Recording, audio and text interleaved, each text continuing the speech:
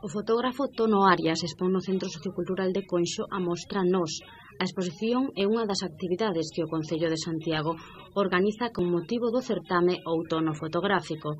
O traballo de Nós comeza no 2006, cando Tono Arias visita a casa onde naceu e que quedara abandonada por traslado da familia cando el tiña 7 anos. Toma imaxes dos obxetos do fogar e retratos familiares nos espazos deshabitados. O artista traballa desde o 92 como fotógrafo independente, onde realiza obras no ámbito da industria, a moda ou o documental. A mostra poderá visitarse en horario de mañá e de tarde ata o vindeiro 11 de novembro.